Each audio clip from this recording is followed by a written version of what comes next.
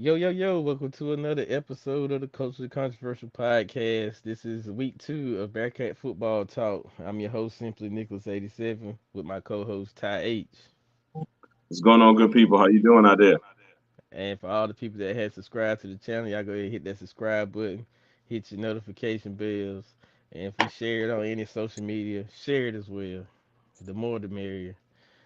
Because we like for everybody to give an opinion or interact with us because this is a sports talk show, so we like to hear your comments and thoughts as well. So Yes, we do. definitely, definitely come on in the building. We got a good one. This is week two. We're gonna recap week one. We got our pluses and minuses for um, week one. We'll get into week two as well. The recap of week two. But we're gonna jump right into week one.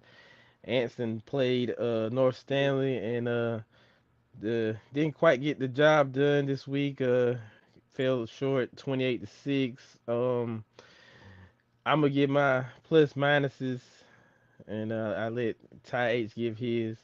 I'll start with my pluses.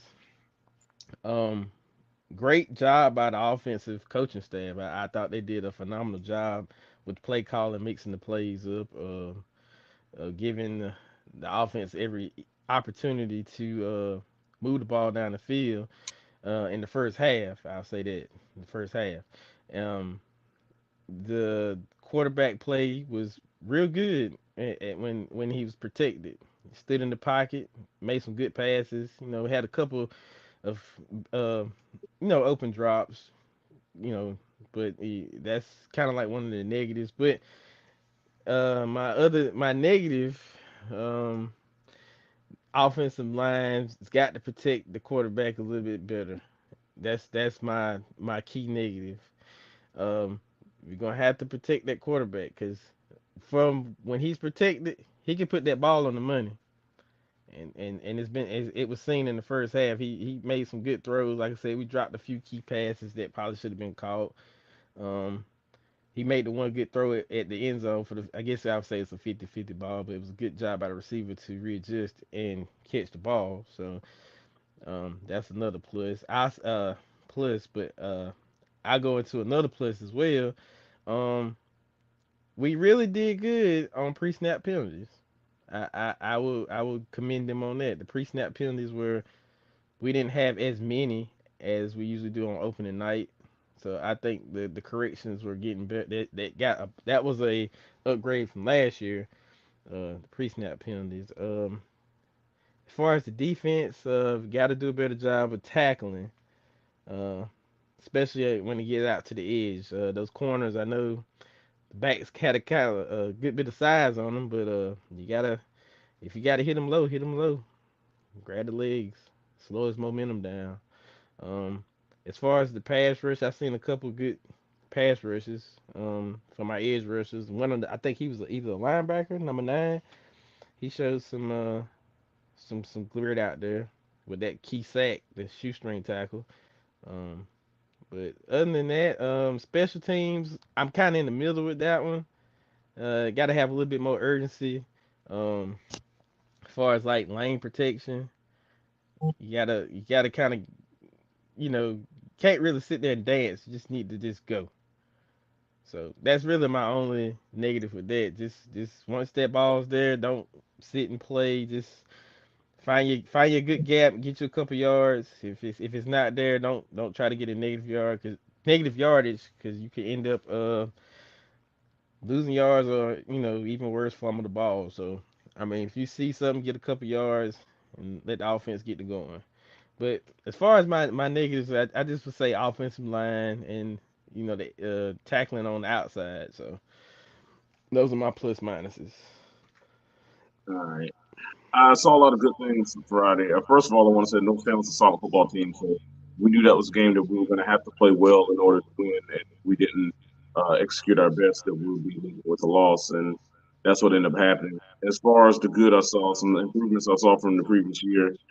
We didn't have problems getting player personnel on the field. I know in the past we used to struggle sometimes getting 11 guys on the field, be guys running out at the last second, causing delay of game penalties and that kind of thing. which goes back to your comment about pre-snap penalties. We didn't have any of that, so we looked more organized in that respect. Uh, as far as the offense is concerned, I agree with what you said about the play calling balance. Coach Hyatt, Coach Blackwell, they did an excellent job with the play calling. They mixed things up. They weren't predictable. They weren't one dimensional. Quarterback Doc Hyatt, when he had time to throw, he was spot on with football.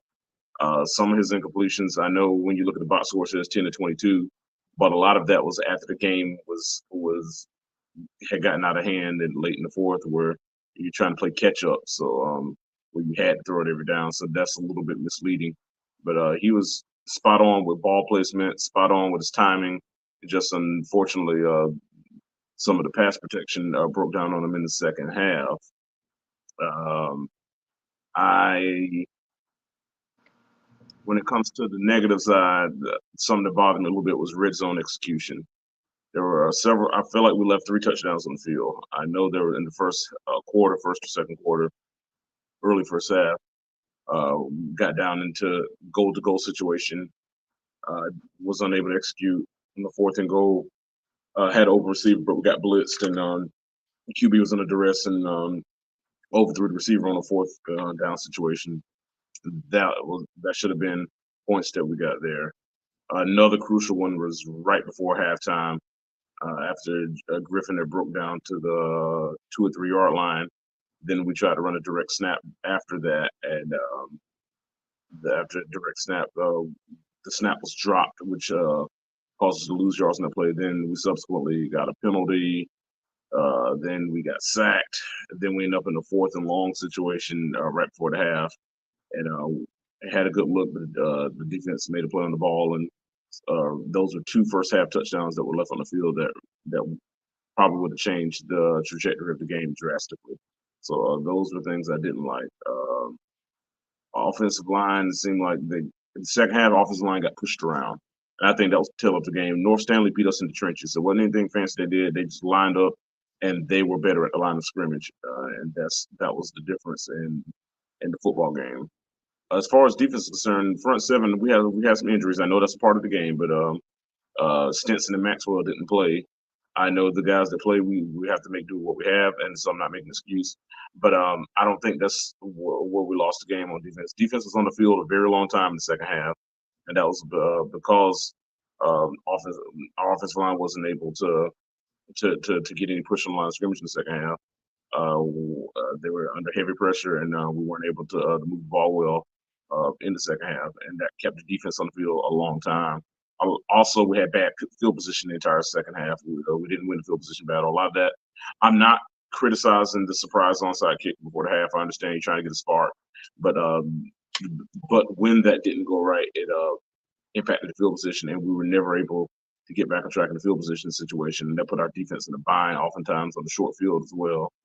And in the late and down in the second half, deep in the second half, fourth quarter, the defense started to get tired and the defense wore down. Only one of the things about defense I did not like is when it comes to tackling in space. The first touchdown that North Stanley scored was a missed open field tackle where that tackle has to be made. We made that tackle that's probably on a minimal gain. Missed open field tackle, it ended up turning into a long touchdown. A problem I have with that, I think there was a corner coming up to make that tackle. The tackle was missed. Another thing that bothered me is where were your safeties? Because for that to happen, for that big of a play to happen, it makes me wonder where's the last line of defense. But nevertheless, there was also what appeared to be a busted assignment, which North Stanley went up 21-6 on. They lined up in the trips formation. Looked like there was some confusion in the secondary. A guy ended up alone for a wide open touchdown pass. That was kind of what the straw that broke the camel's back. As far as other positives, the chemistry and connection between Doc Hyatt and Jaden Little, they seem to have a nice connection. Jaden had a couple drops early, but really got in the rhythm and had a nice day. I believe he had 145 yards receiving. So, and the lone touchdown we had was a touchdown pass from Doc Hyatt to Jaden Little, and that was a contested catch. That was a contested catch where he made the play to bring the ball in. So this Saints team has worlds of potential, and so we don't need to overreact, but there still needs to be a sense of urgency. We got a very tough Sun Valley opponent Friday. Mm-hmm. No, last year we played Sun Valley. We went toe to toe for 3 quarters with them. Then in the fourth quarter, we broke down the game, avalanched on us. I think that we can play toe to toe with them again this year. The key is to execute and make more plays so it doesn't avalanche in the fourth. That's basically what happened this past Friday. The game fell apart in the fourth when we didn't make enough plays. If we can execute and make plays, we have the talent and the speed to play with Sun Valley, and I think we can compete with them. And if we do things right, perhaps we can come out of there with a victory.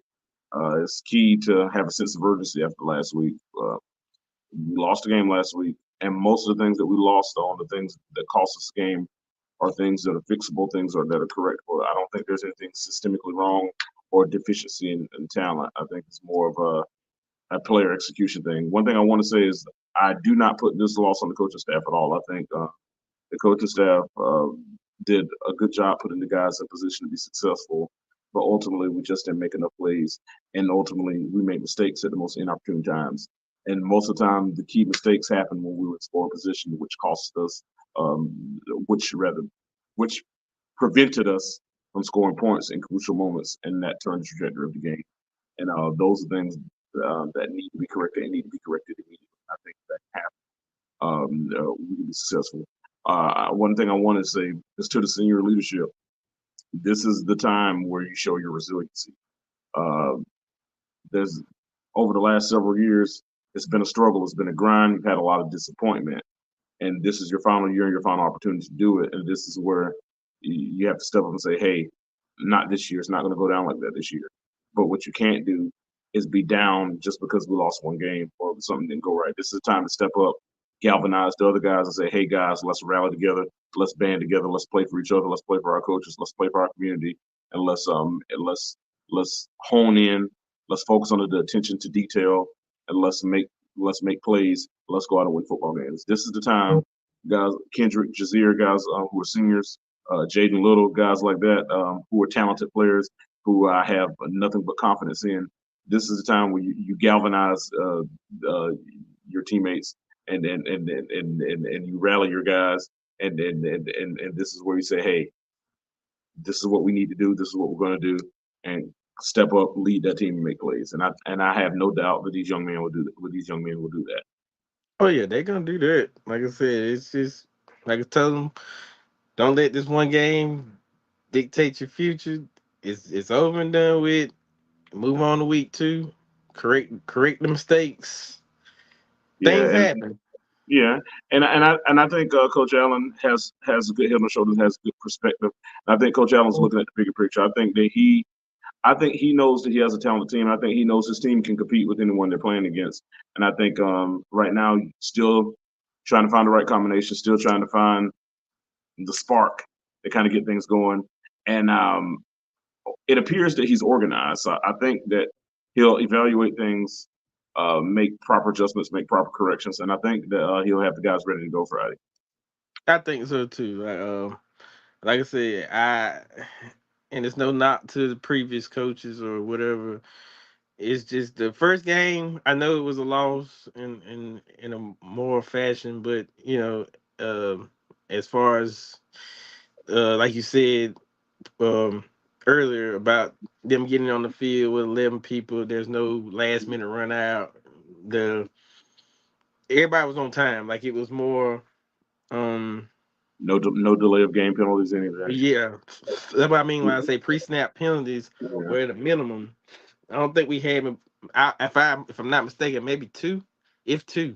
Yeah, the thing about it, we weren't heavily. I know we got some inopportune penalties at times, but we weren't heavily penalized throughout the game. It, Penalized. it was a pretty clean game where there weren't a lot of penalties called on either team. So Yeah, I think there was unsportsmanlike conduct that we got that I didn't like, but for the most part, all of that was to a minimum as well. And I know that even in some of the off season, I remember seeing offensive coaches or whatever reminding the guys not to get caught up in the chatter and stuff with the other teams. So it seemed like those kind of things were to a minimal. Those silly those silly boneheaded type things yeah. were to a minimal. So I mean that's a good sign. I know we look at the scoreboard and say 28-6. And I understand the loss is a loss. I get all of that.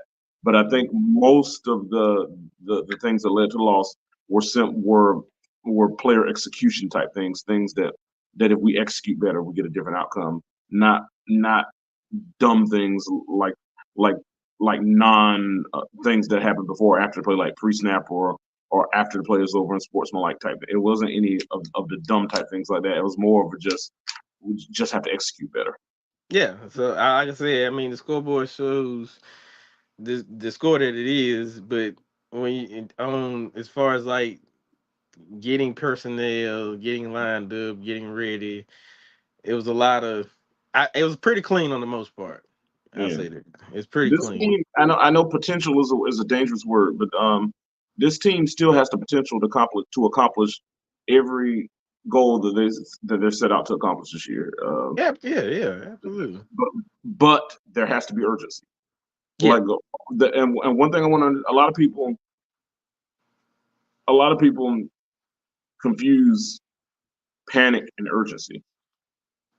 So what I mean is we don't need to panic, but yeah, there has to be urgency. So I right. mean, because you don't want it to get late early. If you're not careful, it can get late early. Hmm. I mean, and I don't mean that to scare anybody. What I mean is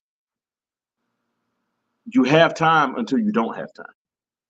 Yeah, I get what you're saying. Yeah, it's early until it's late.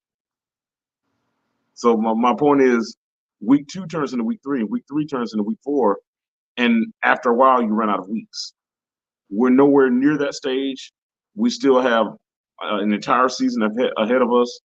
So we should not overreact. We should not panic. The team should not overreact. The team should not panic. The staff should not panic. It should not overreact. But there must be urgency. Right. And when I define urgency, that means a high level of focus and attention to get things corrected as soon as possible. We got some people in the chat. Coach Harris is in the building. It's good to Salute see to Coach Coach Harris. Akers. They won their season opener, and what appeared to be a Really pretty close tough game game. against the Richmond Senior Raiders. I saw they were up by comfort margin early, but I see the Raiders rallied and made a game out of it. So you could that's kind of a blessing in disguise for 71st. Is 71st has championship aspirations, state championship aspirations in Class 3A. They're playing against a 4A traditional powerhouse who's struggled the last few years, but trying to find his way back. It's a game where the expectations that 71st would win that game going away. 71st won the game, but it appears there were some challenges in that game, but it still came away to win. So the good thing is about it is you got the win that you wanted, but you also got lessons learned that you can apply and teach the team that can help them going forward. So it's kind of a blessing in disguise that you won, but you also got to see some things that you could take away, evaluate, share with the squad, and make them better. So it was like as some people say, it was a wake up call, but it wasn't at the expense of a W. You still got the W. So and at the Right. end of the day, never apologize for winning. A W is a W, and 71st got a W. Yes, it is. Congratulations to them. I don't know who they play this week, but if he's in the chat, tell us who y'all play this week if you still in the chat. Um, yeah, like you said, as far as you don't want to get late too early, the time is now. The urgency, you know. Yes, Let's go make a statement win at their house. Let's take a W at Sun Valley. Get back to 1-1. You got a pretty good opponent next week, as far as I'm concerned. North Rowan, you know, I well, let's think take next what 3 weeks, first. yeah. So we worry about Sun Valley first, but you know, And I don't mean to cut you off, but someone want to add. I know some people may think, well, Sun Valley is a 4A program and we're a 2A program. That doesn't, but just because that's the case doesn't mean you concede defeat before the game has started. One thing I understand, they may have more A's beside their name, but both teams only have 11 guys on the field at the time. yeah, So, and I understand that there are two classifications ahead of us. Last year, it was 7-7 at halftime. I think it was 7-7 going to the fourth, 14-7 late, middle of the fourth, and then things avalanched on us. And that was because of self-inflicted wounds, not because they have more A's beside their name. yeah, Uh, that's based on enrollment. Of course, a school that's in Class 4A has more students than a school that's Class 2A, which means they likely will have more players to pull from and may have more, and likely will have more players in the program thus having more depth. However, when 11 guys line up on the field against each other, it's who has the will and the ability and the focus to overpower the next man, and that's the only thing that matters. A couple of years ago, when Piedmont was 4A, we beat them 26-6 in our building. So, and they were 4A and we were 2A at the time. At the end Yeah. of the day, sound football is sound football, and you have to go out there and play. The advantage that typically a 4A team will have over a 2A team is typically more players. If you got more players, you typically got more guys to pull from, which means more depth, which you have a higher probability of having more athletes. But that doesn't necessarily mean you have a better football team. It just means that you have more resources to have a better football team. Yeah, like I said, the A's don't matter because I mean this week, last week was a 1A school, so and like you said, the A's don't matter. South is 2A now. They went to 2A like 3 years ago, I think. Who that? North Stanley? I mean North Stanley, yeah, they're 2A now. Okay, okay. I thought Their they were still conference is in a there. split conference. The Yadkin Valley Conference is a 2A 1A conference. So like North Stanley, um, Lake Alpha. Lake Norman Charter, Mm, Mount Pleasant, and maybe someone was J.M. Robinson was there as 2A, but J.M. Robinson moved back up to 3A. But I think those are 2A schools, and then like Albemarle, South Stanley, and maybe someone I'm missing. Some of the other schools. yeah. I think Union Academy. Those are the 1A schools in the conference. Okay. My correction. I'm sorry. I thought they were a 1A Like school. our conference is split 3A, 2A conference. Yeah. Parkwood and Piedmont are 3A, and then the rest of the schools are 2A. Right. So again, I mean, I correct myself. I thought they were 1A, but still, you got to go out and play Yeah, regardless of the A's. And I that's remember when we were 3A and Chesterfield was 1A, and they beat us like 48-20, and we were 3A and they were 1A. This is like back in 2014, yep. So I mean, the A's don't matter. and we were 4A and Forest Hill 2A. They used to give us some battles. So Yep. So yeah, you got to go out and execute. At the end of the day, that's the name of the game. Who can execute better?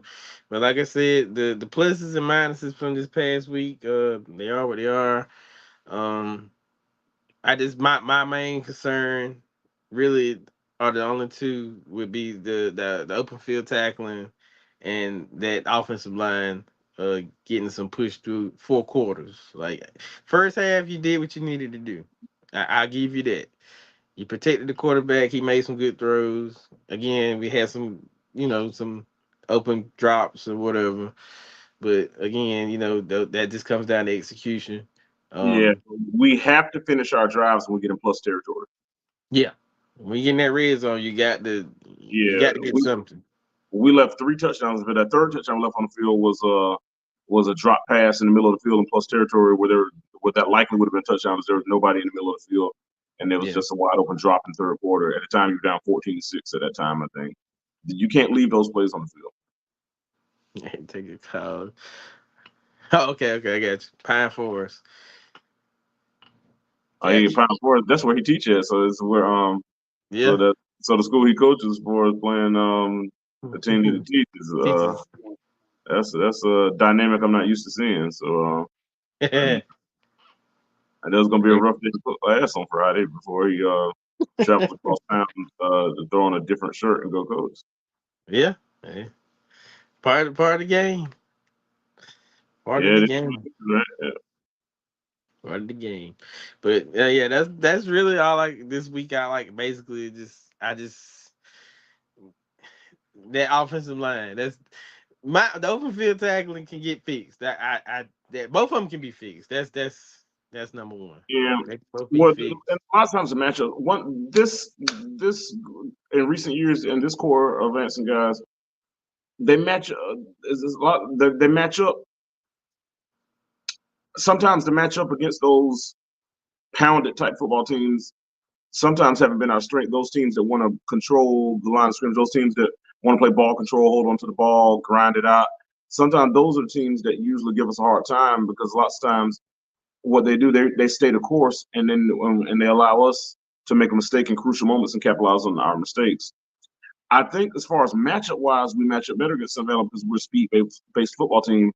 And whereas North Stanley is a team that want to pound the rock, run the ball between the tackles, play ball control. Sun Valley, and I don't mean this as an insult, but more is more of a finesse football team, and I'm not meaning that as a negative connotation. I mean that they want to get guys in space. They want to get the ball to guys in open field. That's why tackling space is going to be paramount this week.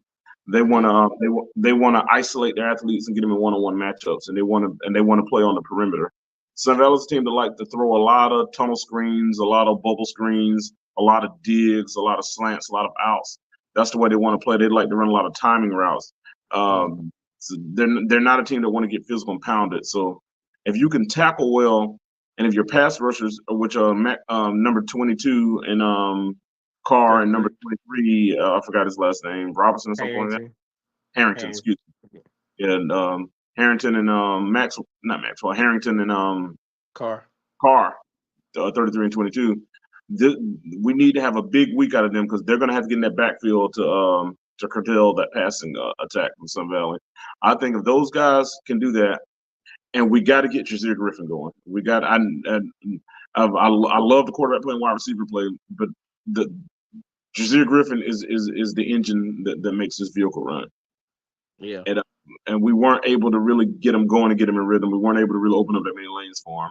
If we can get Jazir Griffin going along with that newfound, refreshed, refined passing attack that we have now, and can get him going and get some juice on him, we can keep Sun Valley off the field because we can do what North Stanley did to us and impose our will line of scrimmage. A team, most of those teams that like to play on the perimeter and like to play that finesse style of ball, they don't like when a physical team knocked them in the mouth. And I mean that figuratively. They don't Yeah. like a team to ground and pound them. They don't want to get caught up in a muddy football game that comes down to the trenches. What we want to do, we want to muddy this game up. We want to get physical. We want to control the line of scrimmage. We want to impose our will. We want to get physical, hammer Jazir Griffin right down their throats. And if we could do that and wear their defense down, and then at the same time can turn things up on the other side and utilize our speed and make open field tackles on defense, this is a game where Anson County can go to Indian Trail and steal a game Friday. I agree. You gotta get your workhorse rolling. Yeah. It was And I like I mean, said, the first half it was signs of it. He made some good big boy runs in the first half. So we need to see that on a consistently basis. The offensive line got to get in the push yeah, because and get it going. you want to grind them, hit them 5 yards, 4 yards, 5 yards, and just wear them down. Yeah, And because and I'm we gonna tell can you something. and we can control the clock and control the ball that way and play the ball at our tempo and it can have them reeling and beat them the same way that North Stanley beat us. Yeah. Like I said, you get him a head full of steam, you're gonna have a problem tackling him open field. So that's the thing. Once he gets to rolling, it's The pretty. key the key is, will the guys come out focused and will the guys come out and execute? This is where the guys have to be focused. And one thing I want to see, when we face adversity, we can't become maligned at the moment of adversity. Because especially your seniors, I'm about to say, guys, a year from now, you're going to be in the real world. And I promise you, the real world will kick you in the teeth. The real world will kick you while you're down. Mhm. The real world will make you feel like you have no hope, to where the only thing you can do is get on your knees and talk to God. That's what the real world will do to you. And what Coach Allen, Coach Hyatt, Coach Blackwell, Coach Terry Harris, Coach Terry Pons, the special teams coach, whose name I don't recall right now. What those guys are trying to do is prepare you and teach you lessons and show you the microcosms of life that come with the sport that you're playing. And what you cannot do is, when you get knocked down, you can't stay down. Like, Right. this game was a 7-6 ball game through pretty much through three quarters. It was 14-6 going into the fourth quarter. This was a competitive ball game. The game ended up being 28-6. It seemed like once we got down 14-6, it seemed like we lost a little bit of our mojo. We lost a little bit of our edge. It seemed like we got knocked down, and it seemed like we didn't answer the bell after we got knocked down. We didn't answer the count. We didn't answer the 10 count. And that bothered me a little bit because I started seeing the frustration, at least from the stands, which I understand the frustration. But I was seeing the frustration. I was seeing the arguing, which I don't necessarily have a problem with. But then I was seeing the finger pointing, where the guys were kind of it appeared to be finger pointing amongst themselves too. And I was thinking, this is not the time. This is not the time to become maligned. This is the time that, hey, those guys made a play. Now it's our turn to make a play. They Yeah. made a key stop. Now it's our turn to make a key stop. They made a big play on third down to advance. It's our turn to do that. And it seemed like when we got faced with adversity, it seemed like we became overwhelmed by the adversity. Um, I hope these guys know that we have some tough opponents this year, and we're going to face adversity. Yeah. The key to it, because you're going to face adversity so long as you live, and when you're out in the real world next year for the seniors, you're going to be facing adversity. Your character is going to be defined by how you respond to the adversity. Yeah.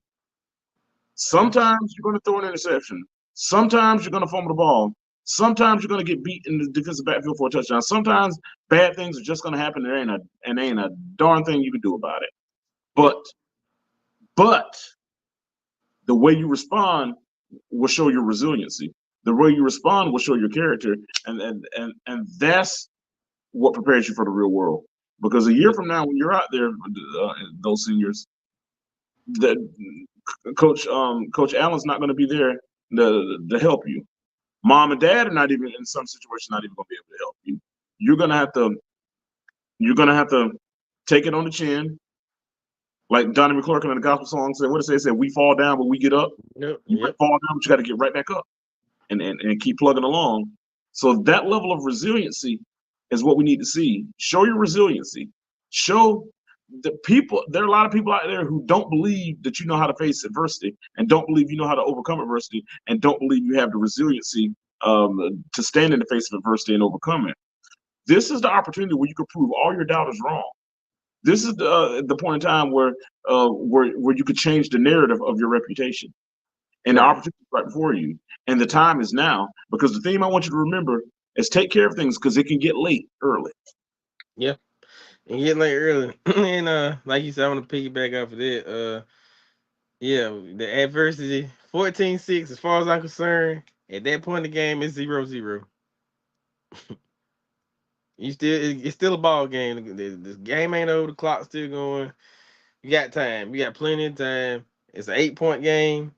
It's not a 80-point game. So in that situation, at that point, you should be rallying, getting your teammates fired up. Let's go. It's still plenty of time to go. Let me tell you something. When you build that self confidence and you can deal some adversity, you can beat anybody Yep. or fight or die trying. You know.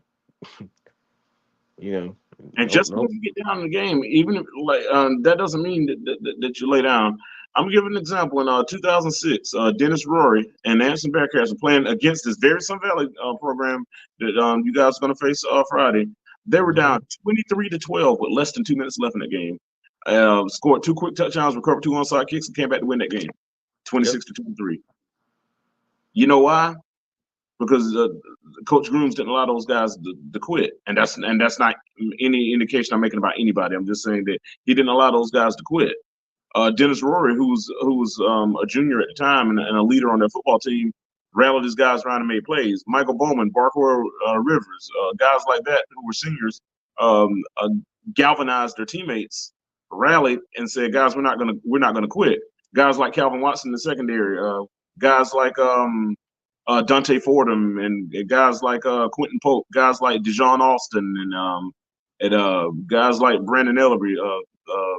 And those kind of guys, they had resilience, and Hmm. in the face of adversity, instead of laying down and saying, "Oh, woe is us," they punched back figuratively. Right.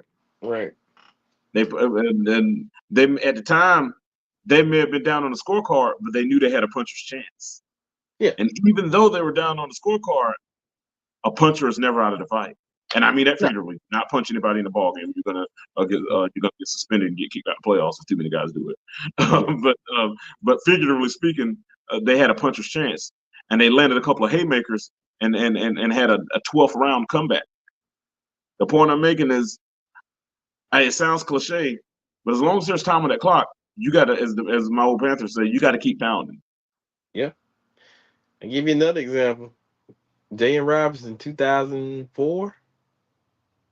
Yep, down 23-13 in the fourth quarter. Mm-hmm. Came Rally back back. to win that game 33-31. I was there. Yep.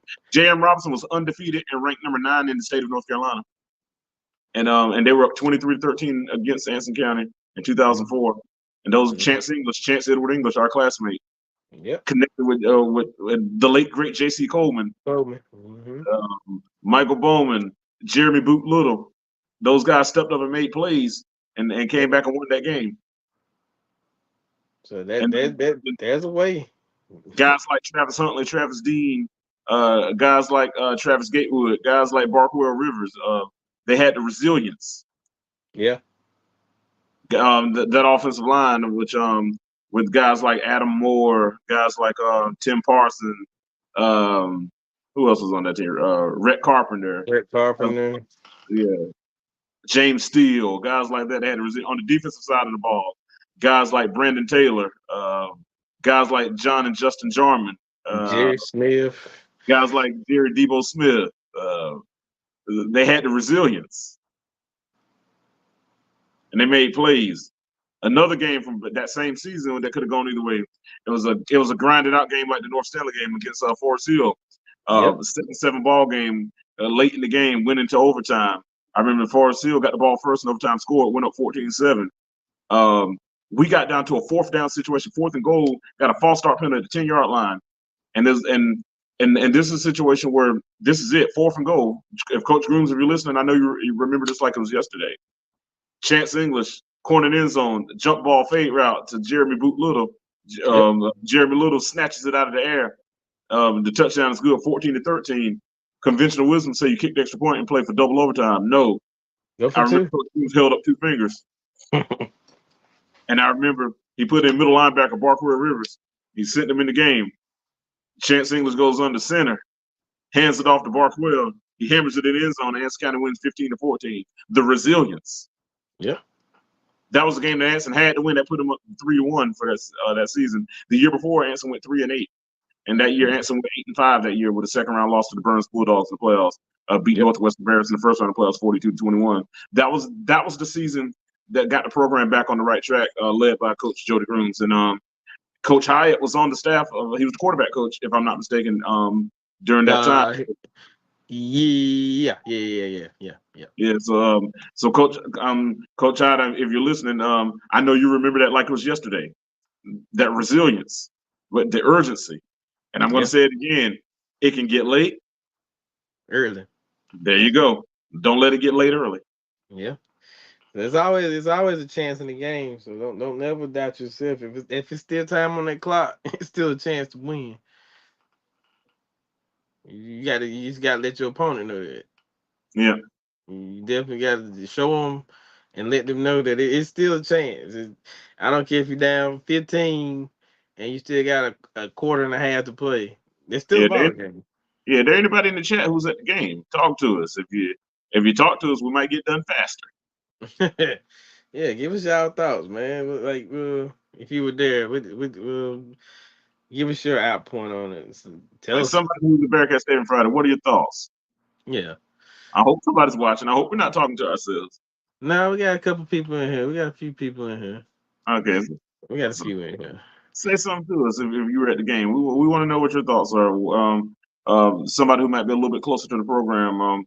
How do you feel about the trajectory of this program, where it's headed, and where it's come from, and the prospectus going forward? Cause like you said, it's plenty of time. The urgency. It's plenty of time. There's plenty of time until there's not plenty of time Till that's not. Yep. So because it can get late. early. Get late early. We're preaching the sermon here. You getting it going, real. Getting it going, real. Nah, no, that's my dad. Like that old song, "Get Late in the Evening." Get late in the evening. I know Reverend Streeter probably he probably used to like to hear that song back in the day. Get late in the evening, man. So And the sun is don't going don't down. don't don't ever feel like the game is over when it's just a few points, because it's never over. You just gotta you gotta let your opponent know we here too. Hold on, Coach Allen. Hmm. Coach Allen, I ain't gonna say what he texted me. He just texted me to let me know he's watching. So Okay. yeah, so but Shout out to Coach Allen, man. Appreciate your support, man. And Coach Allen, if you're watching and you want to make a comment, in the chat, feel free to, man. You know you're a friend of the show. We had the same relationship with Coach Jackson, and I'm glad we're building the same relationship with you, With you. man. Oh yeah, So, absolutely. he is it. I feel like this. He's agreeing with a lot of what we're saying. So. So I mean, like I said, man, it's time. It's the urgency. It's time. You got everything you need. You got your coaches. They not. I mean, in my opinion, they're not gonna put you in no bad situation. You And just got and to go and out there and execute. I still believe, like, I know you back in the day we were in elementary school. I'm sure you remember the book The Polar Express, right? You remember that Christmas story, Yep. and it's about when they took the trip to North Pole, Post. and they Yeah. gave them bells, and as long as you can hear those bells ring, that you still believe in Santa Claus, and that and you still believe in the magic and everything. But once you can't hear the bells ring anymore, you've lost your faith and you've lost your belief. But when it comes to this answer team, I can still hear the bells ringing. Oh yeah. It's still ringing. 'Cause, like I said, I don't. The scoreboard does not tell me the positive that I've seen this first week. Like I said, it just things happen, but like, it was a lot of positives. Sometimes I come on the show and I don't get the vibe of positive, but I got plenty of positive this season. Like I feel confident. I'm gonna tell you what it reminds me of. In 2008, this is when Coach McMahon, Hmm. one of the all-time greats, Coach McMahon. Don't know where he is now, but if he's somewhere listening, man, appreciate everything you did for the answer program, Coach Tim McMahon.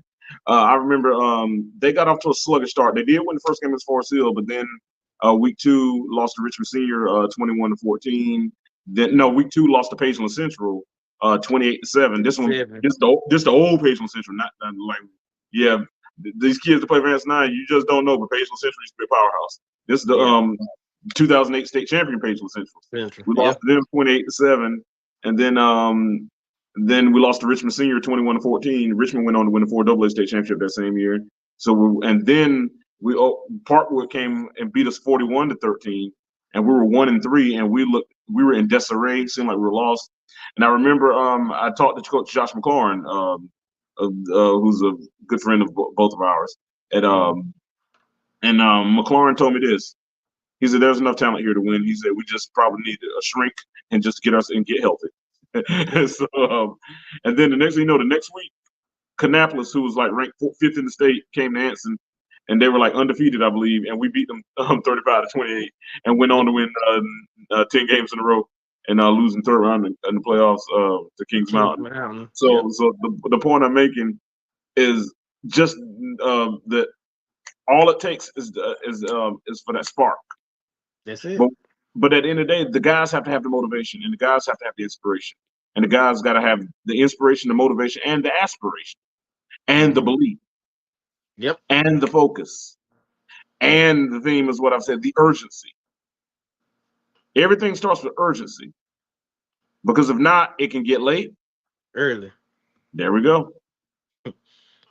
That's the message. It can get late early. So y'all, if you listening, take that in mind. Just remember, it will get late early. Daylight savings time. It gets dark early. And So standard time get dark early. Yeah, daylight saving. I know what you meant. yeah, it was standard time. Sorry. Yeah, like when in October, November, that time change, it gets dark Yeah, early. Sun goes down early, and yeah. you notice as we're heading towards the time, the days are getting shorter and shorter. So that's a Mhm. microcosm of when it comes to time to get it together. Each day that goes by, each week that goes by, the time to get it right is getting shorter and shorter. Yeah. So I mean, there's time, but again, like you said, it will get late. Right. Early. But But I'm excited and I'm ready. You know what I'm yeah, ready to, what I'm excited about? I want to see how these guys respond to the challenge. yeah, I do too. I think they can respond well. That Are these guys who they believe they are? I Are think these guys who they profess to be? they Are are. these guys who they say they are? They are. If you are who you say you are, then Friday is the time to show us who you are. Yep. If Yep. you're who you think you are, Friday's the time to show us who you think you are. Yep. If you believe in what you can do, Friday is the time to show what you can do. Yep, because you can do it. I have no question in my mind. You can do it. Like you can do it. This this this is this is you can do it. I'll say that. You can do it. There's no there's nothing holding you back. Let it all go. Yeah, Go out there and give it everything. I mean, to the point, just give it to y'all. Don't leave nothing on that field. no, You'll feel a lot better about yourself. I promise. Win, I'm win, gonna. win or lose. You know We what? want the W, but win or lose. I'm gonna go out on a limb, and I may don't make me look like a fool for what I'm about to say. I'm gonna go out on a limb, and I'm gonna predict Anson County to get the upset victory on Friday at Sun Valley High School in Indian Trail, North Carolina. I go even better. I'm gonna give you a score. Talk to me. I got Anson 35, Sun Ooh, Valley 14. I ain't going that far. I'm gonna say more like Anson 28, Sun Valley 24. Okay, fair enough. I feel those 35 points. I feel those 35. I'll pull out this. We're gonna have to execute a lot better than we did last week. Get 35. I believe. Here's the thing: we got the explosive playmakers to do it. If the line can block up front, Jaden Little can outrun anybody on that Sun Valley secondary. Jaden Little can Yep. outrun anybody on any opponent that we have seen. Jaden Little could be a starting wide receiver for any team in North Carolina. And what I like about what I seen out of Jaden Little last year, he primarily was a guy that you just ran go routes with. This year, he's He's running showing, routes. yeah, I mean, he's showing versatility in the route tree. Like Yeah. he's catching passes in the middle of the field and that kind of thing. He's not one dimensional anymore. So I can tell that young man's putting work. Wide receivers coach, offense coordinator. I can tell they work young man. I can tell the young man's putting his time because now he's looking like a complete wide receiver. And Hmm. and he's a guy that if that line can block up some, he's going to keep safeties out of the box. Yep. Or at least if we utilize him properly, which I know we will, he'll keep safeties out of the box, and that'll open things up for Jazeer. Yeah. Because if we can get Jazeer going, we'll be They just gonna fine. have. Yeah. There ain't nobody want to tackle that man one on one. I Yeah, figured that. Jazeer's a man among boys, and and Yeah. and if we can get him going, we can use him the same way the Titans used Derrick Henry all those years. Oh yeah. pound them, pound them till they get tired of hitting you because they ain't Right. after a while they And gonna and, get and, tired of you. and then when we pound him, we hand it off to Kendrick. He's gonna gash him, That's it. Dash and gas. smash and gash. Smash and dash. That's what I call it. Smash and dash. That's the new nickname. Smash and dash. Cause you got the two talented running backs. By far. You got two talented I running. put it two of the most talented backs in this conference. Yeah, and you have a And talented quarterback. yeah, very talented quarterback at that. Doc, his accuracy in that first game reminded me a lot of the accuracy of Jordan Hildreth. I'll get ready to say that because he put that ball on the money. I mean, he put balls. It won't no overthrow, won't no too far. He was right there. Bread the I'll basket. go. I will go on to say that his week one game was the best week one performance of an Anson quarterback since Dennis Rory in 2007 against Forest Hill. Yep. As far as how he looked throwing the football. I know the results of the game where they were, but um, if Doc Hyatt can throw the football as well as he did in the first half of that game last week, and we can get Jazeer Griffin going, we can play with and beat anybody. Yeah. You give that man a clean pocket, he can throw it. And he has a solid arm, a quick Yeah. release. He's Yeah. decisive. And I, it's a I good like what arm. I saw of him. That one play, I think it was I can't remember what quarter it was, but I think it was that quarter that they did catch that ball. I seen something like the line protect him, and he stepped up in the pocket Yeah, clean. A defender coming right to his side, and he threw it. I think yeah, that might have been the one that was across the middle. He threw that yeah. ball on a dime. Right. This team has a level of talent, especially when you get healthy. You get on defense, you get Maxwell and Stetson back, and Yeah, within adequate time. This is a team that that Can run can the table. yeah. I mean, a lot of things have to go right, but I mean, Yeah, but it's possible. it's possible. Yeah, I'm about to say I think they can run the table. And when we look at the conference, I know we have to worry about what we're doing, but I'm talking from our not just from our perspective, just analyzing things. West Stanley lost. Yep. Forest Hill lost as well. Forest Hill lost to Ashbrook. That same Ashbrook team they beat in a blowout last year, lost to last weekend. Mm-hmm. West Stanley lost what South looked like a Stanley. defensive struggle to the South Stanley. That was a student versus teacher game with uh, I respect both of those head coaches, Coach Jackson and Coach Terry Schenkel. Both, of course, Coach Schenkel was the offense coordinator here under Coach Jackson back in 2019. We won the conference title. So the Coach Schenkel and Coach Jackson are both friends of ours. So they got to duke it out last week. Um, so as far as Monroe's the only team in the conference that won this week. So my Mm-hmm. point is, it's not time to have our heads hanging down and our souls feeling bad. It's time to shake off the cobwebs and get ready for the next. Yep. Cause like them and y'all, it will get dark early if they don't do the same thing. Right. Yeah, get late early. I said dark early, but same thing. Same thing. Yeah, Same same thing. Same thing. Same thing. same But thing. you again, you keep that pocket clean for that quarterback there. He can throw. I honestly, I know the hype of Monroe respected them and Coach Sywell and their quarterback, but that kid can throw. That kid Yeah. can put it on the money. You give him that clean pocket in the time, you got a receiver that can beat anybody over the top. Yeah, and that's way down the road. But Yeah, when it yeah, comes, yeah. but when you get to that point, execution got to be to a T. By the time you get to that point in the season, we got to have the kicks worked out. Have to. Yeah, had to. And I feel like it will get worked out, and the quicker than And it's only gonna get tougher from here. Like you said, Sun Valley Friday, North Royan the next week, next 2 weeks. You don't have any slouches. nah, Almar's, they got Dre Davis back, so Yeah, they still got it. They still. yeah, you Uh, still got to play. yeah, they lost 38-14 to Ashboro.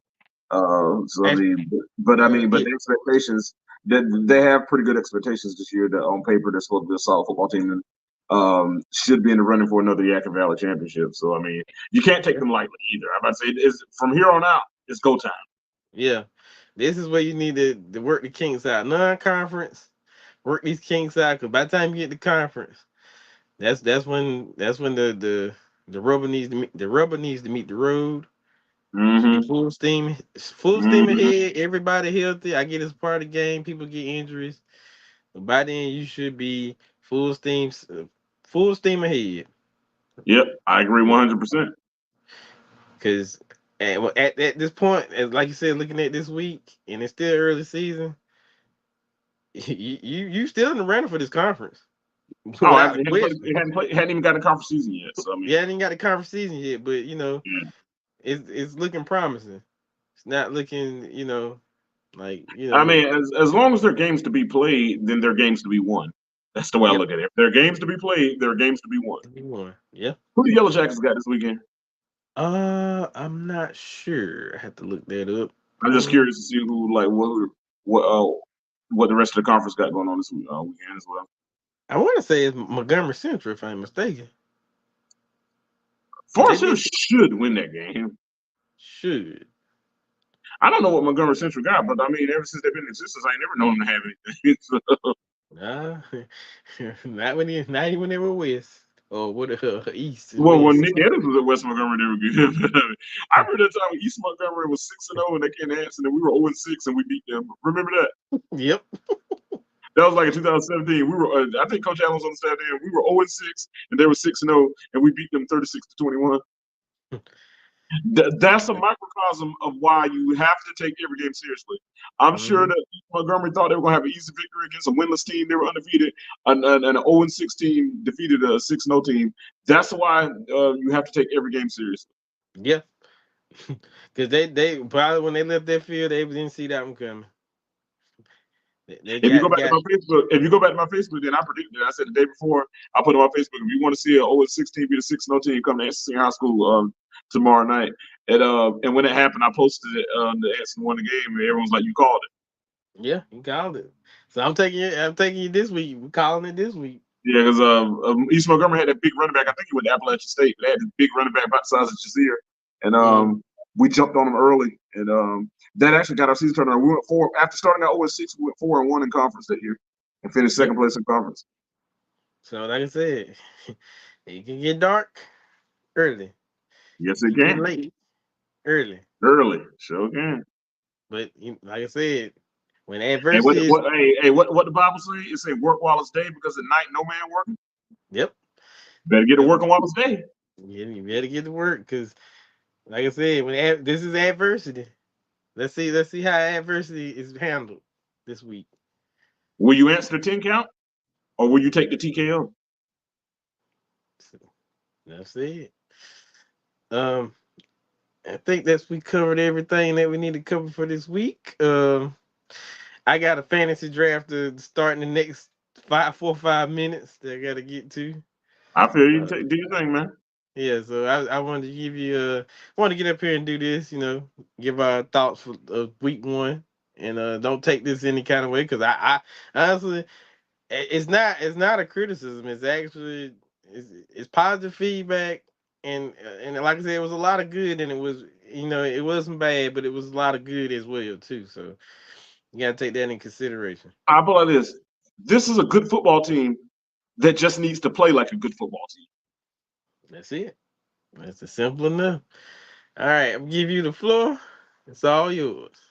Man, we're big wrestling fans, man. It's been a rough month. Earlier this month we lost Kevin Sullivan, the Taskmaster, in his at age 74. Then a couple of days ago, man, to find out that we lost Psycho Sid. Some call him Right. Sid Vicious, some call him Sid Justice, but I knew him as Psycho Sid. I remember back in the mid '90s, growing up watching him. I remember he broke my heart at Survivor Series in 1996 when he beat Shawn Michaels for the WWF title. And everybody who watched wrestling knew that Psycho Sid was the ruler of the world. Found out after his death that he had been battling cancer. Didn't know that because people have been seeing him, but he kept quiet about it. But that's a really, really tough loss for the wrestling community. Psycho Sid was a legend. He's not in the Hall of Fame, but should have been in the Hall of Fame a long time ago. Former two-time WWF champion, former WCW champion, was a member of the Four Horsemen, was a member of the tag team known as the Twin Towers when he and the Skyscrapers, I think, or the Twin Towers when he and Dan Spivey teamed together. So the learn of the loss of Psycho Sid, man, as a wrestling fan, it's just saddening, man, that we keep losing the guys we grew up watching. But Godspeed to the legendary Psycho Sid. There it is.